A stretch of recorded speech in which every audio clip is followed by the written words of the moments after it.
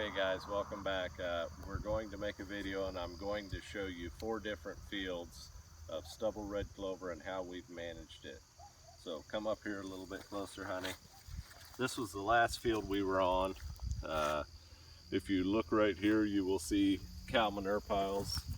An interesting thing in the manure pile is there are baby red clovers sprouting. Remember I said that I wanted the cows to push this field real hard? Well, I did have the cows push it real hard, turn over to the river break. So I left the cows out here and I fed them some crappy old clover hay, 2-year-old clover hay, and a little bit of grass hay, and I forced them to mow this off. When I pulled them off, it looked like a desert here. But the red clover, once it's to that point of growth in September here, it's very hard to kill. So we finally had an inch of rain. Last night. We are in DO drought, but we had an inch of rain last night.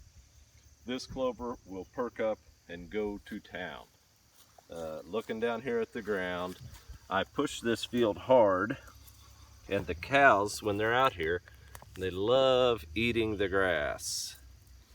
And this is a little foxtail. They've obviously mowed him off. Now he's trying to make seed, but we are late enough in the year that he will not make viable seed. I also like the clover to be mowed down this low so that you don't get the concept of apical dominance, and that is where you have one head bloomed up and the clover doesn't tiller out.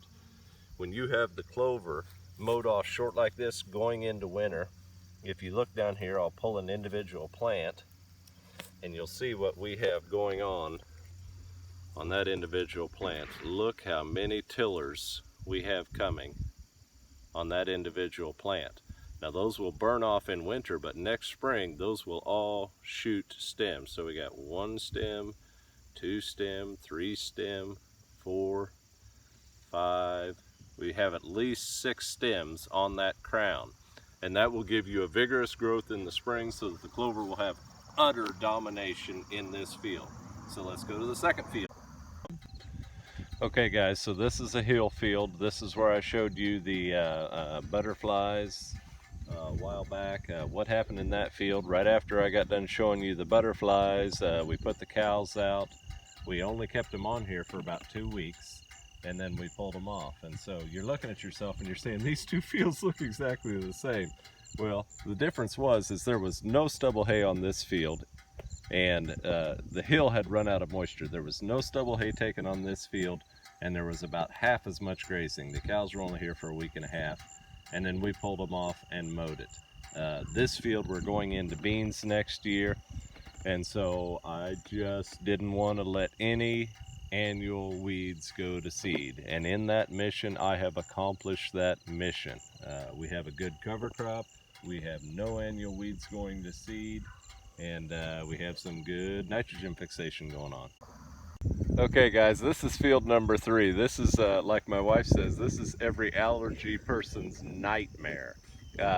So what happened in this field, this is one of the poor hill ground fields. The only weed out here is ragweed. And I'm going to step off the 4-wheeler and show you, for those of you who don't know. This is ragweed. So what happened in this field was we turned the cows out here, and the cows stayed out here for a long time this summer. This was kind of a sacrifice pasture, and it's connected to a fair amount of pasture, so we pushed them into the breaks. This ragweed, incidentally, this ragweed and the foxtail, they all germinate at the same time very early in the spring. They're one of the first things to germinate. So you cut off the wheat, and at that time it looked a little bit like a clover field, but I knew that the ragweed was underneath there. I pushed the cows on it. They ate what clover they could, the few annual weeds there were, and then it looked like the ragweed overtook it, and we pushed the cows on it. Like I said, we had them on here for probably 5 weeks. Then we pulled them off.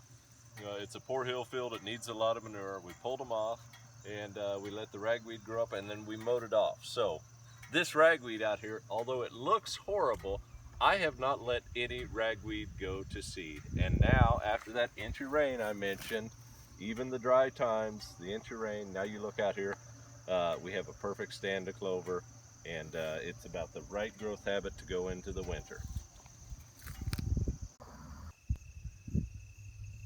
Okay guys, this is the final field that I wanted to show you. This field after wheat harvest, we let it go, and about 2 weeks after wheat harvest we disc mowed it. This is the amount of growth we got with absolutely no disturbance. So one of those bad things I was saying is that the clover, it has gone this far, it has shot heads. That's not necessarily a bad thing. Some of these heads, if we would rub them, will have seeds in them. But if you're looking in the back, it's too wet to rub a seed head, honey, but there is seed in that head. In the background, the reason this field had nothing done to it was because I had the soybeans in the background. So the soybeans are about ready to cut. The minute the soybeans are cut, we will let the cows out on this field, and this field will go into winter bare. The reason you want the field to go into winter with the clover very short is because clover is susceptible to disease if we have a wet spring. And so similar to alfalfa, if you leave a whole bunch of residue on your alfalfa going into winter, you have problems with the bugs the next spring. Red clover, you have problems with the disease. And so when I go into winter with red clover, I want it to look like those last couple fields that you looked at. And about 2 weeks from now, this field will look the same way, because when we put the hungry mamas out here, they'll mow it off. Thanks guys.